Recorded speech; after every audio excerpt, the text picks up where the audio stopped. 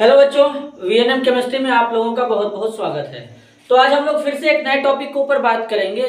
जिस टॉपिक के ऊपर डिस्कस करने वाले हैं उस टॉपिक का नाम है क्रिस्टल फील्ड थ्योरी। आखिरकार क्रिस्टल फील्ड थ्योरी होता क्या है, इसका जो पोस्टुलेट मतलब इसका किसने इसको दिया था, इसका डेफिनेशन क्या होगा, इसका यूज क्या होगा कोऑर्डिनेशन कंपाउंड में, ये थ्योरी क्या क्या एक्सप्लेन करेगा, मैग्नेटिक प्रॉपर्टी एक्सप्लेन करेगा, कलर एक्सप्लेन करेगा, स्टेबिलिटी एक्सप्लेन करेगा, ये सब करेगा कि नहीं करेगा, ये सब सीखेंगे आज के लेक्चर में। तो जो हमारा टॉपिक है क्रिस्टल फील्ड थ्योरी नाम है इसका, ठीक है। सबसे पहले मार्कर मैं ले लेता हूं।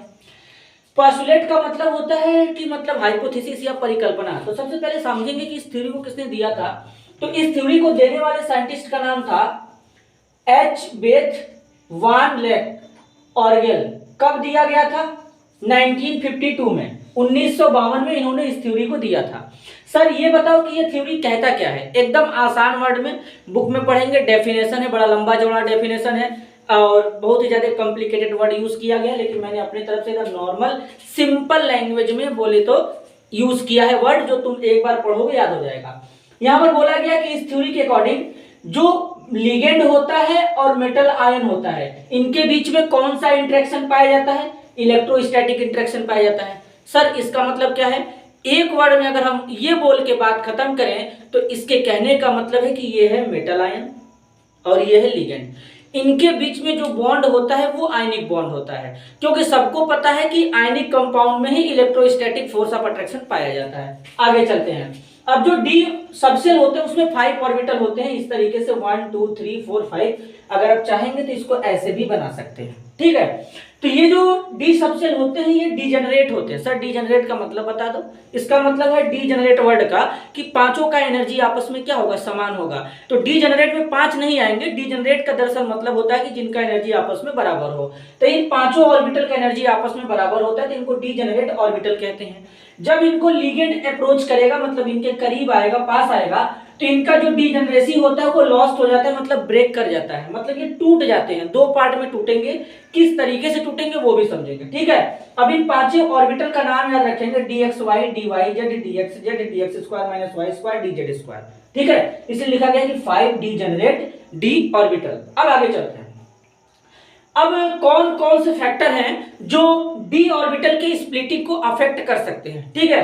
तो बेसिकली यहां पर जो फैक्टर होते हैं, पहले तो फैक्टर ये होता है nature of ligand. Sir nature of ligand का मतलब बता दो। बेसिकली इसका मतलब है कि लिगेंड हमारा स्ट्रॉन्ग फील्ड होगा कि वीक फील्ड होगा, इसके बेसिस पे डिसाइड होगा कि वो कैसे ब्रेक करेगा। सर ये strong field ligand weak field ligand तो मैं पहली बार सुन रहा हूं, जरूर सुनोगे, क्योंकि ये जो स्ट्रॉन्ग फील्ड लिगेंड और वीक फील्ड लिगेंड का कॉन्सेप्ट है ना, वो क्रिस्टल फील्ड थ्योरी के अकॉर्डिंग ही निकल करके आया है, और कोई थ्योरी नहीं दिया था, ठीक है। अभी आगे समझेंगे कि strong field ligand weak field क्या होता है, लेकिन फिलहाल में ये समझो कि स्ट्रॉन्ग फील्ड लिगेंड और वीक फील्ड लिगेंड जो होते हैं ये किस तरीके से डी ऑर्बिटल के डीजेनरेसी को ब्रेक करेंगे, इसके बारे में बताया जा रहा है। Nature of metal ion, metal ion किस टाइप्स का हो सकता है, उसके ऊपर 1 पॉजिटिव चार्ज होगा कि 2 पॉजिटिव चार्ज होगा कि 3 पॉजिटिव चार्ज होगा कि 4 पॉजिटिव चार्ज होगा कि 5 पॉजिटिव चार्ज होगा, इस पे भी डिपेंड करेगा।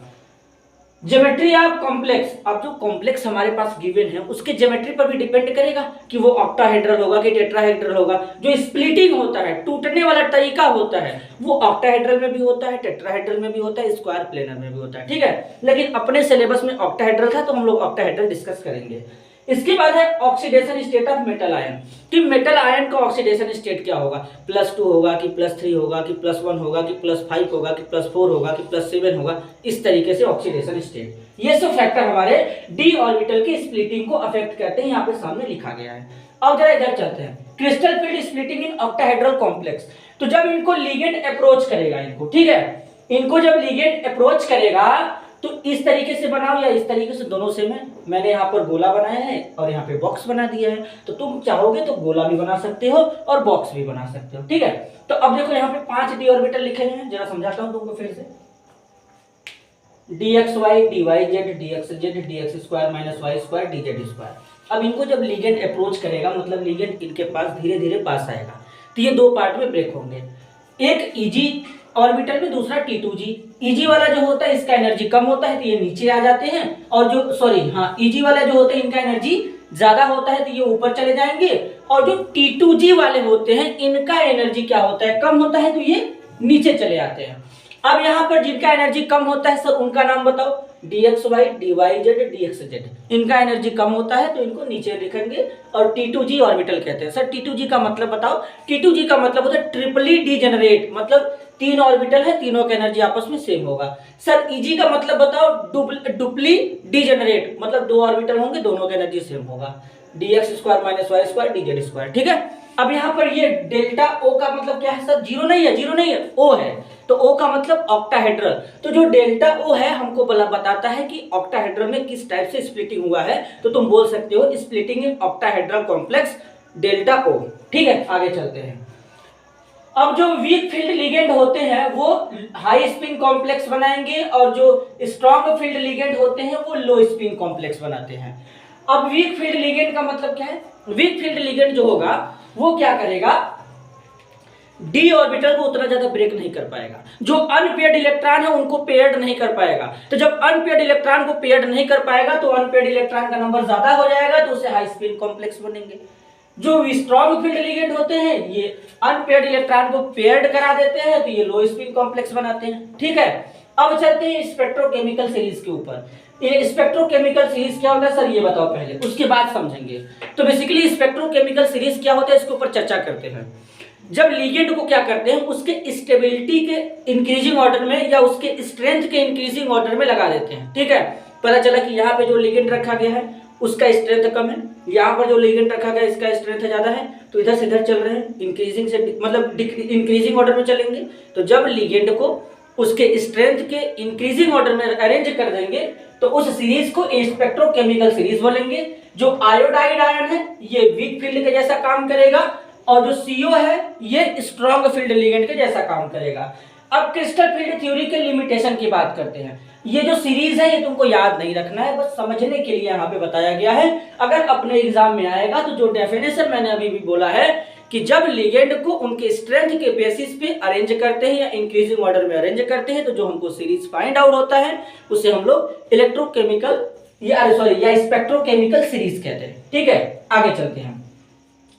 अब इसके लिमिटेशन की बात करते हैं। अब ये थ्योरी भी बहुत सारे कुछ प्रॉपर्टी को एक्सप्लेन नहीं कर पाया, तो जाहिर सी बात है कि इसका भी मतलब लिमिटेशन होगा। ठीक है, तो इसका लिमिटेशन क्या होता है, ये जो थ्योरी है जैसे बहुत सारे ऐसे कॉम्प्लेक्स कंपाउंड होते हैं जिनमें मल्टीपल बॉन्डिंग होता है, तो उस मल्टीपल बॉन्डिंग को एक्सप्लेन नहीं कर पाया। इसके बाद H2O जो होता है ये स्ट्रॉन्गर होता है OH माइनस आयन के कंपेयर में।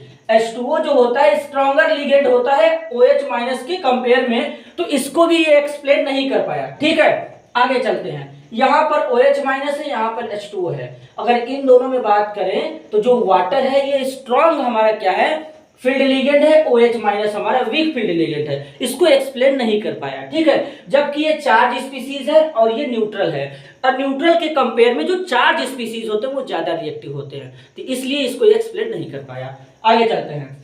It give no account of the partly covalent nature of metal metal bond. जैसे जो मेटल होता है, मेटल मेटल के बीच में मेटेलिक बॉन्ड ही केवल नहीं होते हैं, डी ब्लॉक के ऐसे भी एलिमेंट होते हैं जब मेटल मेटल के बीच में कोवैलेंट बॉन्ड बना लेते हैं। तो इस प्रॉपर्टी को ये थ्योरी एक्सप्लेन नहीं कर पाया। अब मैंने इसको प्रॉपर बोर्ड पर भी लिख दिया है ताकि तुम लोग अपना नोट्स बना सको। तो मेरे हिसाब से तुम लोग को ये थ्योरी क्लियर हो चुका होगा। समझो, एक बार वीडियो को रिवाइंड करो, पीछे जाओ, डिटेल में समझो, नोट्स बनाओ, एक क्वेश्चन प्रैक्टिस कर लेते हैं, तब तक इसका स्क्रीनशॉट ले लो। तो चलो एक प्रॉब्लम जरा यहाँ पे सॉल्व करते हैं। जरा प्रॉब्लम देखना क्या बोला गया है। The hexa aqua manganese second ion contain 5 unpaired electron while the hexacyano ion contain only 1 unpaired electron. Explain using CFT. इस क्वेश्चन का मतलब क्या है सर, पहले ये बताओ। तो क्वेश्चन का मतलब सुनो, ये बोल रहा है अपने पास एक कॉम्प्लेक्स कंपाउंड है, उसका नाम है hexa aqua manganese second ion. इसका हमको क्या करना है, बताना है कि इसमें 5 अनपेयर्ड इलेक्ट्रॉन हैं और एक कॉम्प्लेक्स है hexacyano ion contain only 1। Hexacyano ion एक कॉम्प्लेक्स है जिसमें केवल एक अनपेयर्ड इलेक्ट्रॉन है, लेकिन हमको एक्सप्लेन करना है क्रिस्टल फील्ड थ्योरी से, ना कि वैलेंस बॉन्ड थ्योरी से। तो हम लोग क्रिस्टल फील्ड थ्योरी से एक्सप्लेन करेंगे, तो उससे पहले इसका फार्मूला जनरेट करते हैं। तो हेक्सा एक्वा लिखा गया है, और मैंगनीज है तो इसका मतलब यहाँ पे Mn हो जाएगा, वाटर का 6 मॉलिक्यूल हो जाएगा और यहाँ पे +2 का चार्ज लगा देंगे, hexa aqua manganese second ion बन जाएगा। ये जो सेकेंड लिखा है इसका मतलब ऑक्सीडेशन स्टेट है। अब इसको सॉल्व करेंगे तो मैंगनीज का क्या कर लेंगे, x मान लेंगे, वाटर 6 टाइम है, न्यूट्रल है तो 0 हो जाएगा, इज इक्वल टू यहाँ पे क्या है +2 है तो x इज इक्वल टू क्या आ जाएगा +2। इसका मतलब मैंगनीज के ऊपर कितना चार्ज है, +2 का चार्ज है। सर पहले मैंगनीज का एटॉमिक नंबर बताओ, 25 होता है। इलेक्ट्रॉनिक कॉन्फ़िगरेशन लिखो, इलेक्ट्रॉनिक कॉन्फ़िगरेशन लिखोगे argon 3d5 4s2, 2 positive charge है, 2 इलेक्ट्रॉन निकाल दो। तो मैंगनीज के ऊपर अगर देखोगे जब +2 ऑक्सीडेशन स्टेट में रहेगा तो यहाँ पर जो इसका कॉन्फ़िगरेशन बनेगा वो बनेगा 3d5। इसका मतलब इसके पास कितना अनपेयर्ड इलेक्ट्रॉन है, यहाँ पे 5 अनपेयर्ड इलेक्ट्रॉन है। लेकिन ऐसे नहीं बताना है अपने को, क्रिस्टल फील्ड थ्योरी के अकॉर्डिंग बताना है। कैसे बताएंगे समझो। अब यहाँ पे क्या होगा, देखो अब ये है तुम्हारा d ऑर्बिटल, 1 2 3 4 5। तुम ऐसे भी बना सकते हो या गोला भी बना सकते हो या बॉक्स बना लो। अब पहले इसमें 5 इलेक्ट्रॉन फिलअप करते हैं, 1 2 3 4 5। अब जो डिजेनरेट d ऑर्बिटल होता है ये 2 पार्ट में ब्रेक कर जाता है, 2 पार्ट में ब्रेक करेगा ऐसे, ठीक है ना। अभी कुछ समय पहले बताया गया था, ऊपर वाले पार्ट को क्या कहते हैं Eg ऑर्बिटल और नीचे वाले को क्या कहते हैं T2G ऑर्बिटल, यही बोलते हैं ना ऑक्टाहेड्रल में। इसी तरीके से स्प्लिटिंग होता है। तो अब यहाँ पे 5 इलेक्ट्रॉन दिख रहे हैं तो इसको देख करके तुम ये नहीं बताओगे कि इसमें 5 अनपेयर्ड इलेक्ट्रॉन है। इलेक्ट्रॉन इसमें भरेंगे, इधर वाले पार्ट में भरने के बाद हम बताएंगे कि कितना अनपेयर्ड इलेक्ट्रॉन है और कितना नहीं है, समझे। तो देखो 5 है तो एक भरो यहाँ पे, 1 2 3। अब यहाँ पे वाटर है, वाटर जो होता है जब मैंगनीज +2 ऑक्सीडेशन स्टेट में रहेगा तो वाटर वीक फील्ड लिगेंड के जैसा काम करेगा। तो यानी ये अनपेयर्ड इलेक्ट्रॉन को पेयर्ड नहीं करा पाएगा, तो इसका मतलब अब इलेक्ट्रॉन ऊपर जाएगा 3 4। टोटल कितने अनपेयर्ड इलेक्ट्रॉन हो गए 5। अब 5 अनपेयर्ड इलेक्ट्रॉन है तो सर इसका कॉन्फ़िगरेशन लिख के दिखाओ। तो देख लो कॉन्फ़िगरेशन कैसे लिखेंगे ये भी देख लो। तो T2G कितने इलेक्ट्रॉन 3, Eg2। देखो T2G में कितना इलेक्ट्रॉन है 3 इलेक्ट्रॉन, Eg में कितना इलेक्ट्रॉन है 2 इलेक्ट्रॉन। तो यहाँ पे 5 अनपेयर्ड इलेक्ट्रॉन होंगे और इसका Mn+2 का क्रिस्टल फील्ड थ्योरी के अकॉर्डिंग इलेक्ट्रॉनिक कॉन्फ़िगरेशन ये होगा। बताओ क्लियर है। अब आगे चलते हैं। अब जरा यहाँ पे ध्यान से समझना, अब इसको जरा इरेज करते हैं तो इतना क्लियर होगा। जरा इसका स्क्रीनशॉट ले लो। तो अब तुम लोग स्क्रीनशॉट ले चुके होगे, ठीक है। अब जरा देखो, hexacyano ion contain only 1 electron. अब हेक्सासाइनो आयन जो होता है इसमें केवल एक अनपेयर्ड इलेक्ट्रॉन है, तो इसका मतलब सर समझाओ, कैसे समझाओगे। तो जरा ध्यान से सुनो, यहां पर जो हेक्सासाइनो है इसका मतलब Mn है, Mn के साथ में Cn कितने बार है 6 बार है, यही है ना। Mn के साथ में Cn कितने बार है 6 बार है। अब इस पे क्या है +2 रहेगा तो यहां पर x मान लेंगे, Mn का x मान लेंगे, प्लस Cn कितने बार है 6, Cn का होता है -1, ठीक है। अब -1 है तो यहां पर क्या हो जाएगा इज इक्वल टू, यहां पर +4 लगाते हैं, ठीक है। और यहां पे क्या हो जाएगा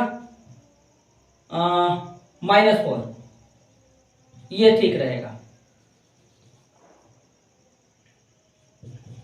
अब इसको जब सॉल्व करेंगे तो +2 आएगा, ठीक है ना।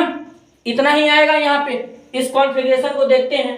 तो अब जरा मैंगनीज का एटॉमिक नंबर बताओ। तो Mn है 25 एटॉमिक नंबर होता है। अब +2 ऑक्सीडेशन स्टेट यहाँ पे दिख रहा है तो कॉन्फ़िगरेशन डायरेक्ट लिखते हैं 3d5।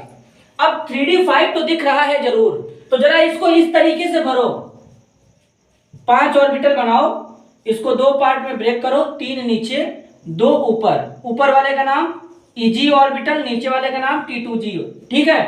1 2 3 4 5। अब इसको देख के ये मत डिसाइड कर देना कि इसमें 5 अनपेयर्ड इलेक्ट्रॉन है, क्वेश्चन में भी वैसे बोल रखा है। तो इसको तो देख कर नहीं करते हैं, इलेक्ट्रॉन इधर फिलअप करते हैं, पहले इसमें भरते हैं 1 2 3। किसी ने हमसे ये नहीं पूछा कि इलेक्ट्रॉन पहले नीचे ही क्यों भरा जा रहा है, ऊपर क्यों नहीं भरा जा रहा है। तो जिस ऑर्बिटल का एनर्जी कम होता है इलेक्ट्रॉन को पहले उसमें भरते हैं, और जिसका एनर्जी ज्यादा होता है उसमें इलेक्ट्रॉन बाद में भरते हैं। तो इसलिए नीचे वाले की एनर्जी कम है तो इलेक्ट्रॉन को नीचे भरेंगे, ऊपर वाले की एनर्जी ज्यादा है तो बाद में इलेक्ट्रॉन भरेंगे। लेकिन यहाँ पर जो Cn है ये स्ट्रॉन्ग फील्ड लिगेंड होता है। स्ट्रॉन्ग फील्ड लिगेंड क्या करता है सर, अभी अभी मैंने बताया था कि जो अनपेयर्ड इलेक्ट्रॉन होता है उसको पेयर्ड कर देता है। तो जब पेयर्ड कर देगा तो बाकी का इलेक्ट्रॉन भी नीचे ही भरा जाएगा, देख लो। तो अब इसके पास अनपेयर्ड इलेक्ट्रॉन कितना है, केवल एक है। तो क्रिस्टल फील्ड थ्योरी के अकॉर्डिंग प्रूफ हो गया। इसका कॉन्फ़िगरेशन लिखोगे तो कैसे लिखोगे, T2G5 तो देखो 5 है और एक अनपेयर्ड इलेक्ट्रॉन है। तो इस तरीके से प्रॉपर इस क्वेश्चन का एक्सप्लेनेशन होगा। ठीक है, वीडियो छोटा बने इसके लिए मैं पहले ही लिख देता हूं। तो इस तरीके से इसको दिमाग में बार बार रिवाइज करो, इसका नोट्स बनाओ, अच्छे से पढ़ो। तब तक के लिए धन्यवाद।